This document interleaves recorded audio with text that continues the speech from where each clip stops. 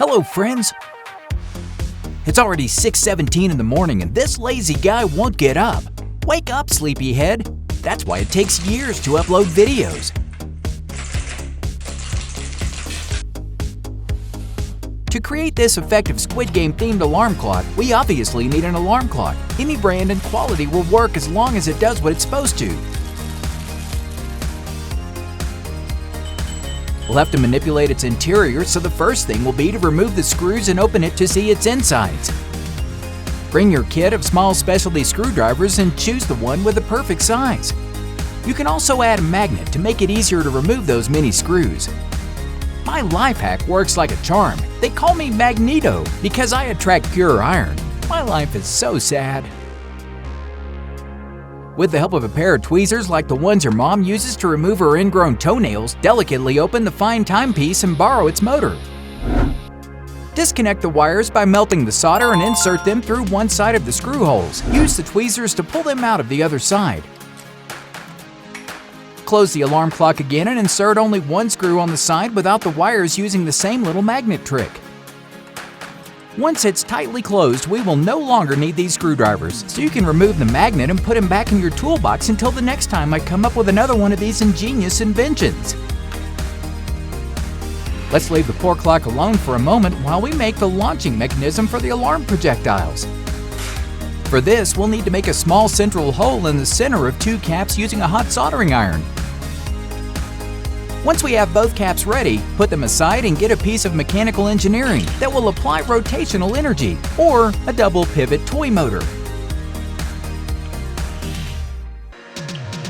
Proceed to do a functionality test by connecting the snap to the battery. Next, apply glue to the pins and attach the pierced caps. Place one on the side you prefer and pour tons of hot glue on it to prevent them from coming apart. Repeat the previous steps with the opposite side and test how well they rotate. They look like sports car tires. With a permanent marker, make a couple of lines on the side of each cap, like you see on the screen. Then look for the thinnest drill bit among your gadgets and make holes in the lids.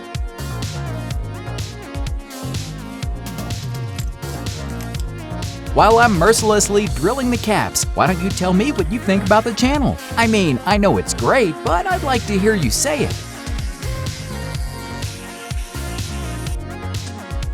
Don't forget to drill the backs, as we'll have to go through both holes with a few pieces of galvanized wire like this one. Cut the necessary pieces with a pair of pliers. Don't try to cut it with anything else. I tried with a pair of scissors and it didn't budge. Put the wire through both holes, testing that they turn perfectly. With sturdy pliers, bend one end of each wire backwards and the other forward so that they make this Z shape that will forcefully launch the projectiles. After cutting off the excess wire, fill each hole with hot glue to make sure they don't move. I'd keep my fingers away from those spinning blades if I were you. We're not done with this piece yet, but let's put it aside momentarily while we prepare what will be the elongated cockpit of our launcher. Remove one of the sticks from the Christmas nativity scene at your school. Speaking of nativity scenes, at my university they used to have a gigantic one, almost life-size. They invested more in that than in our academics. After exposing the lack of logic of my dear university, let's take the necessary pieces to assemble the mini rotary saw we need. It looks quite dangerous and intimidating. Can you imagine a horror movie where the bad guy has one of these? I would run in terror.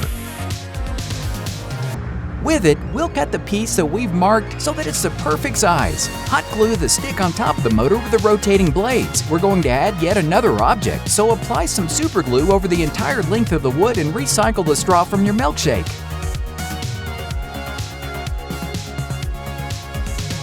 I bet not even the most advanced defense technologies look this beautiful. We'll need another wooden stick with a diameter similar to that of the straw. Mark this one about 11 centimeters. Put the ruler away again and cut the stick in half with our deadly saw. It has to be a totally clean cut. Take out the permanent marker again and mark a small point, as close as possible to the end that we cut. Create a small hole with the mini drill. Too much sawdust for my taste. Clean your work area with compressed air. After squeezing glue into the hole, insert a nail and pass the stick through the inside of the straw until it is completely aligned with the wood underneath.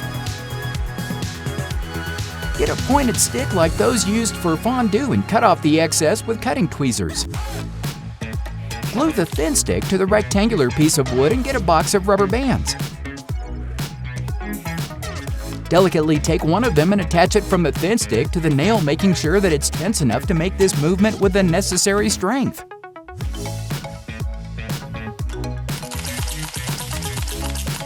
Buy lots and lots of popsicle sticks, as it would be insanity to eat as many popsicles for all the sticks we'll need. Glue the first one on the side, placing it in line with the front of the toy engine. We'll do the same on the opposite side. You don't expect me to explain the same thing again, do you? It's not like you're in kindergarten. We better sing in the meantime. Do you guys know Baby Shark? Take a new popsicle stick out of the pile and measure it with the ruler. Make a mark at 3.5 centimeters before cutting it with the well-known cutting pliers. Use this small piece of wood to replicate the measurement of the rest of the stick, then multiply it by 2, or 4 because 2 times 2 equals 4, basic mathematics.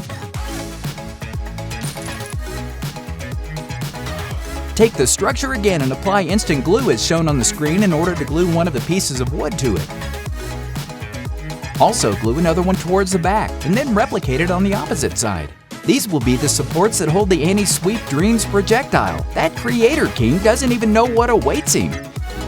Place the last of the supports and then reinforce them with even more popsicle sticks. Believe it or not, I'm also sick of so many wooden sticks, but they turn out to be a good material, resistant and cheap. One has to adapt or sink.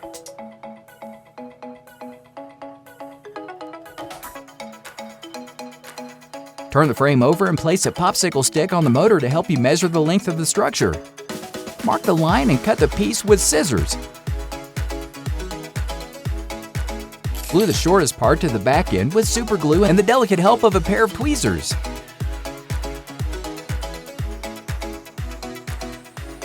Once attached, fuse the longer part of the motor, making sure it touches the small back part, forming a perfect 90-degree angle. Mark the groove where the projectiles will fall before being launched one by one, and cut it with a sharp object like this beautiful box cutter. Remove the part we don't need and proceed to take another popsicle stick, of course. Remove one of the rounded ends of this popsicle stick using pliers and repeat the process 3 more times so that there are 4 in total.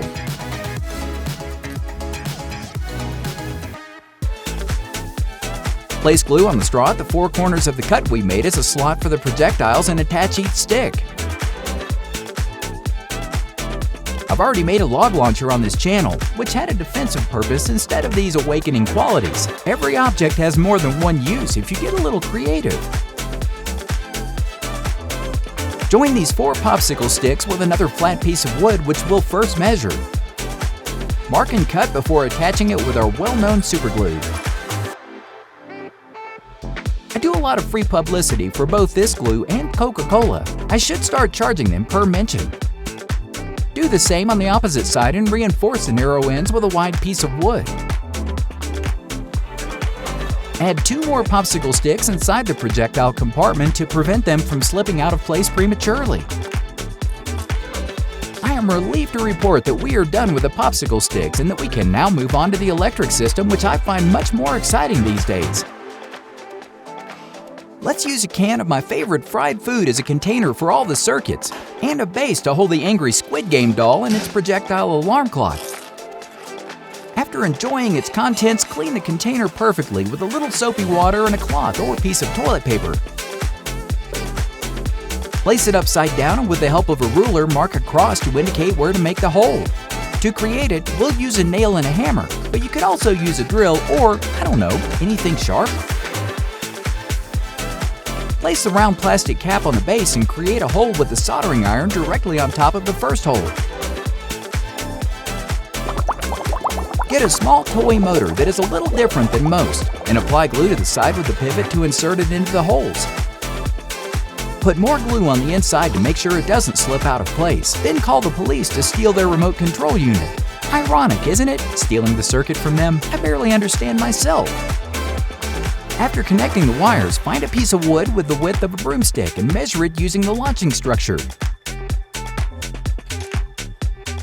With the handsaw, cut the piece we just measured and repeat the process to obtain 2 of them.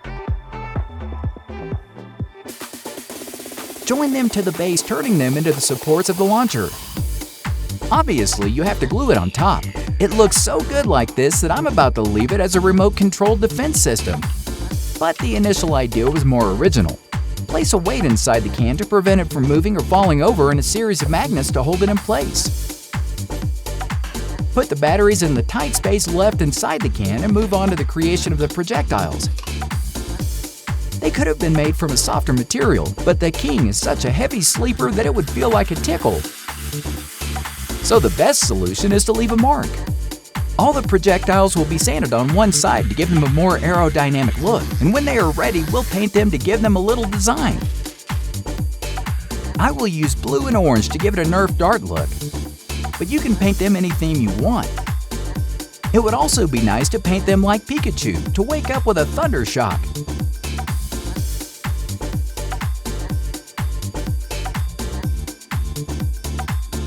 Did you see how beautiful it came out? I'm a naturally gifted artist. Once we have them all, introduce them into the special compartment we built. Launcher loaded. Add a wide stick with rubber bands on top of the projectiles to generate pressure. Then paint the pieces of the clock white as a base color, and then add the green, which will match perfectly with the ugly doll.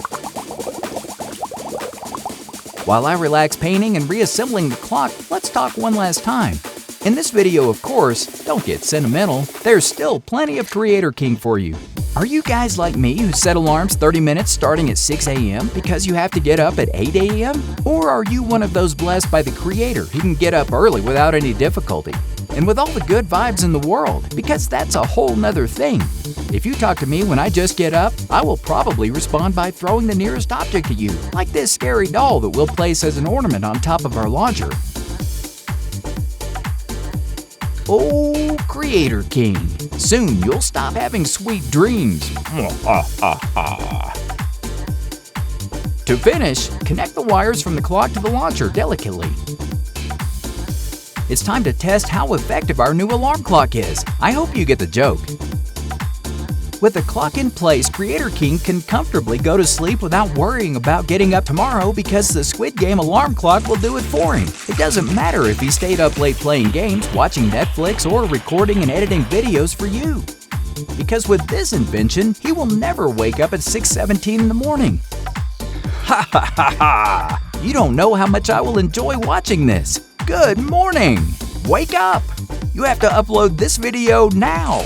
How nice! Your workers are staying up all night to get the script ready and you're asleep. Aren't you ashamed? Get up now! Or do you want to be pummeled again by a rain of wooden projectiles? That's what I thought. Thanks for watching our inventions made out of household items today. Follow my channel if you'd like to learn more about making simple yet incredible inventions. Also, click on the link to see more videos about my amazing inventions. Click on the link to subscribe to my channel so that you don't miss any of my videos. Thank you so much for watching this tutorial.